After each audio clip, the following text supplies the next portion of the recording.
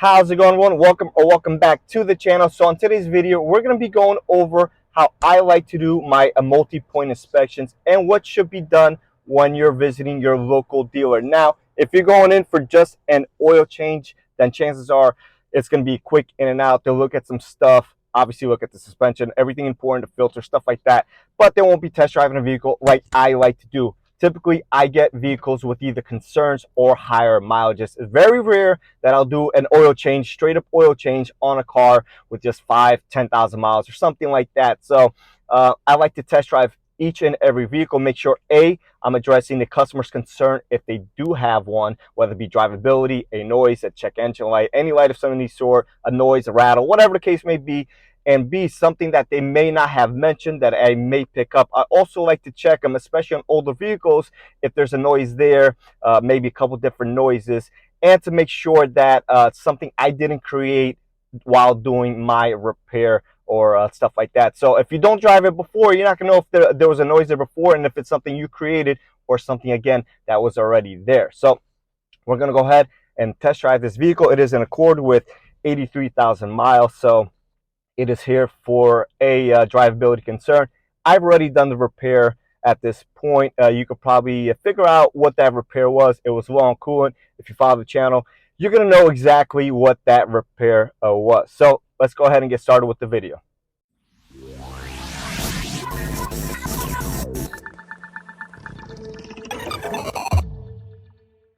All right, so first things first, I like to get to my car, address the concern, and test drive it if needed. I like to personally test drive it all the time, regardless of the situation, especially once these cars come in for high mileages. You never know if somebody's trying to set you up, especially if it's like customers here for a transmission service, never's been here before, it's got 180,000 miles. If I feel any sort of slipping or drivability issues with that transmission, I'm going to tell the customer that chances are the trans is damaged at this point. We could go ahead and proceed with the service if you want, although chances are the damage is done, and if you want to go ahead and proceed with it, if the reliability is on you at that point. So I like to also test drive to make sure that there aren't any additional concerns that were not mentioned before or anything like that, or make sure that after I've done the repair, I have not created any new issues. So this is why I like to personally go on test drives myself on each and every vehicle, especially as they get older. If it's got 5,000 miles and it's here for an oil change, which once again I rarely get, then chances are it's not really going to have any issues or shouldn't. So once we get into the shop, I'm going to show you around just kind of what to do. At this point, I like to check my wipers. I just have a better visibility checking them out here. I do like to replace them pretty often, so chances are if you're coming in, I'm going to be recommending wipers every 6 months or so. It's more than fine for you to decline. I know some people say that it's aggressive. That's fine. Wiper installs are very easy. You can do them yourself. I like to have clean windshield. It's totally up to you. So with that being said, we're going to go ahead and bring the car into the shop and get started with our multi-point. So as I'm pulling into the shop here, I like to take a look at my brake lights. We do have a mirror, so I'll turn on the lights and the brake lights as well, and I'll check my reverse lights all in one shot here. And then I have a mirror in front of my box, and I'll check my front headlights, parking lights, stuff like that. After that, we will start by doing a battery test. I'm not going to actually do one because it does take long, but that's typically what we do. We check your filters, check your fluids, check for any leaks, anything obvious like that. All right, guys, so now that we have test driven our vehicle, first thing is first, we're going to go ahead and test our battery with our Honda tester, especially if it's a warranty purposes. We need to be using the Honda tester, so we will test that. We will check the filter, both engine and cabin filter inside the vehicle. We're going to look for any visible leaks or anything of that nature, anything that looks out of place. We're going to check our coolant levels, which is very important on this specific engine. But anyways, we'll check our coolant levels. If we're doing an oil change, we will top off our washer fluid here. And people confuse these two reservoirs. This is your coolant, this is your washer fluid. A lot of times it looks like I'm pointing to the coolant reservoir here, but this is the washer and this is a coolant. Once again, we're going to check our brake fluid, make sure it's a good level. So here we have an indication that the brakes are starting to wear out just because of where the level is. You don't want to top this off only when doing brakes. Then you can top off at, if needed. If you're doing a brake flush, try to leave it at the same level if you haven't changed the brakes at that time. Transmission fluid on most vehicles no longer have a dipstick. If it does have a dipstick, would be a good time to check that as well. Also like to take just a visual walk around the car, make sure nothing is dangling off or anything like that. A lot of times these bumpers do come off right over here, so these tabs also come off on these specific Accords. So after your visual inspection and everything is done here, we're going to go ahead and lift the car. Sometimes we can't see the belt from here. Other times you get a better view from the bottom. So it really depends on the situation. But that would be basically it from this perspective. As we're lifting up the cars, we also check your condenser here. Make sure nothing is leaking. Very common on these Accords as well. Intercooler on this specific one does cover part of the condenser, so that does protect the condenser in that particular situation. You're going to want to look at your radiator. Sometimes take a flashlight down here. Also, we take a look at the radiator from the bottom. Again, depending on the vehicle, sometimes it's easier from the top, sometimes it's easier from the bottom. So now we're going to go ahead and lift up the vehicle and continue with our multi-point inspection. All right, so once the vehicle gets to about chest height or so, I like to go ahead and check the front suspension and rear. Just give it a wiggle side to side, up and down. Make sure the bearing or the tie rods or none of the suspension components are loose with physical contact. Same thing goes for this side. This is also a good time to start looking at our brake pads. As we can see here, they look fairly new. I'm going to say they're about an 8 or 9. We do have a tool to measure them. Sometimes, especially vehicles with hubcaps, makes it extremely hard. In that case, we'll probably take them off. Again, the tool will fit super easy in here.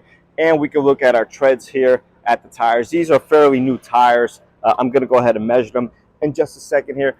We look for tread. We look for the date, which is right over here. So this is the 34th week of 2023. So these are fairly new tires, and we just make sure there's no major gashes or anything like that, especially on the sidewalls here. We can see some curbage by this customer. So again, these look fairly new, but a lot of times there is chunks missing, and depending on those chunks, it may be time to replace those tires. So this is our tread depth tool here, and we could just take a couple different measurements here. As we can see, this one's between an 8 and a 9. Also could go on the inside, and as we can see, the inside is a little bit worn out. We'll double check that once again. And so about 1/32 lower here on this side versus on this side. And now this is our brake tool, and we go ahead and stick it right in here. And it's hard to capture this on video, although this one does fit in there, and we have about a 12 or so. So this is good. Obviously a nearly new pad, like I mentioned earlier already. We would check all 4 tires for the tread and all the brakes. So this one here is a little bit lower. This is probably between a 7 and a 8 as far as the brake pad goes. So we also make sure that the back wheels spin freely. Some of these calipers do end up sticking, usually on the older vehicles, although we have seen them on the newer cars. And we compare pads from left to right. Make sure that's a good indication if something is sticking as well, or the brake pad just not working in there smoothly.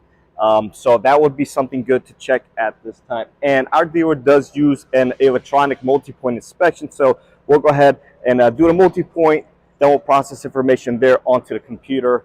And we do a multi-point video as well. Some dealers do, some dealers don't. I like that for a couple different reasons, because A, it's a lot easier for somebody to understand something visually, especially brake pads and oil leak and stuff like that. And B, it kind of covers us, so there's no lost communication between the technician and the service advisor, and then finally to the customer. So once they hear from the technician and shown visually on a video, it's a lot easier for them to understand. And sometimes, again, there's lost communication between the technician and finally getting to the customer via the service advisor. All right, so now that the car's all the way up on the air, immediately we see this cover here is damaged. So I'm going to go ahead and recommend this cover right over here. Also, we're going to take a look at the suspension components here, typically the ball joints. We see the tie rod boots here are starting to crack a little bit, although there is no grease coming out of it, so they're still fine. Once there's grease coming out of it, we'll go ahead and recommend them. I'll still point it out to the customer in a video. just so when they do start leaking, it's not a surprise, and we kind of just ease the information onto them instead of just shocking them all at once with one big bill. So everything here looks fine. Axle boots look okay. The dry belt here does have a crack right in there, so that is probably time to start at least mention it to the customer at that point. Now, we did do a very big job on this car, so there is some residue here for some coolant, but there is no active leak. That's just from the actual job that we did. We're going to go ahead and wipe that down and get that squared away. So tires, good time to check for nails and stuff at this time. You could also do your measurements here now. You could also do your measurements here. So again, depending on the vehicle, for the brakes, it may be easy from the bottom, from the top. Really depends on the situation and whatever you're comfortable with. So everything does look okay here. I don't see any leaks of any nature or any sort. There's no loose suspension components. The vehicle didn't have any noises while driving it, so that is good. We do have this bent brace right over here. This looks to be more cosmetic than anything, although again, I will mention it to the customer just so they're at least aware of it. I don't know if I'm going to particularly recommend it, but we will see. So again, good idea to check for nails, screws, etc. on your tires. A lot of rocks in them. That is pretty typical. Come back here, check our suspension components here. These shocks really don't leak in the back, so nothing really happens back here. We don't really recommend too many things on this particular vehicle, although if you have a Pilot, Odyssey, chances are your struts or your shocks in the back may be leaking. So we do have some markings here of a plastic bag of some sort getting stuck to the exhaust. Doesn't seem to be smelling at this point, but I will point it out in the video.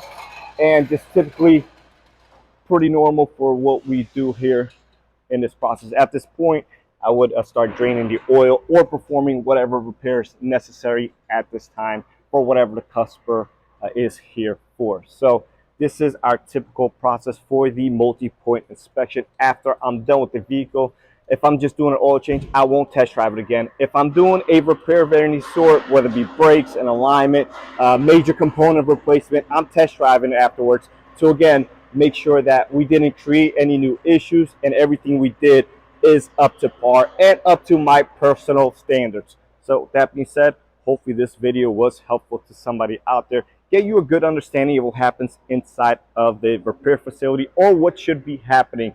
So not everybody's going to have the same practices as me. Other people may do different things, which is fine.